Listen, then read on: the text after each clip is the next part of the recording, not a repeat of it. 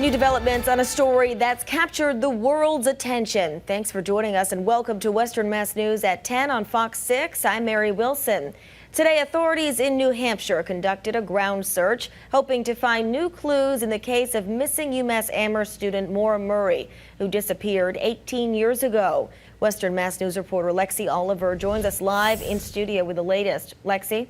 Mary, officials say this search isn't the result of new information in the case, but rather it's part of an ongoing process that will consist of more extensive searches in the areas that had previously been searched limitedly. I spoke with Maura's sister today, who says it's encouraging to her family, hoping they can finally get some answers. The only thing that we can hope for now is some sort of resolution at this point. There is no closure after 18 years. It's been nearly 2 decades since 21-year-old Maura Murray was last seen. And now authorities in New Hampshire are reigniting a search along Route 112. They're searching an area that's about 5 miles east of where Maura's car was found. And it's in the direction that Maura was going.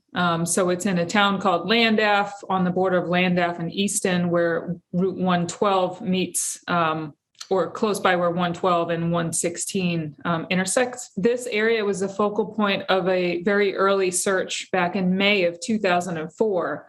There was a tip that someone noticed something odd or a person on the road in this location. So all of that makes this news very encouraging for my family today. Investigators say Murray drove her car from UMass Amherst to New Hampshire and crashed on the side of Route 112 in North Haverhill on February 9, 2004. Officials say after receiving reports of a car off the road, a responding officer found the car locked with nobody around. In recent years, there have been a few developments in this cold case. In February of 2021, the tree that served as a marker for where Maura was last seen was cut down. In March of that year, the family was denied their request for a historical marker honoring Maura at the site where she disappeared. In September 2021, bone fragments were found on Loon Mountain, less than 25 miles from where Maura crashed her car. 2 months later, in November, diagnostic testing confirmed the fragments were not Maura's. And in January of 2022, Maura's case was entered into a federal database, VICAP. Maura's sister, Julie, tells Western Mass News she's been very active on social media, hoping to keep her sister's case alive. I recently started posting about Maura on TikTok, and the hope is to keep awareness out there and keep her name out there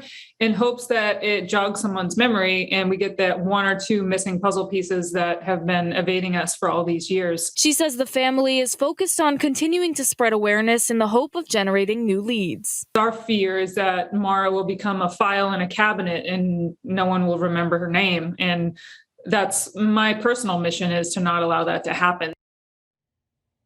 Julie says she will be posting updates on the ground search as they become available to a website run by the family. A link to that is up on our website, westernmassnews.com. Just click on the blue As Seen on Western Mass News button. Reporting live in studio, Lexi Oliver, Western Mass News.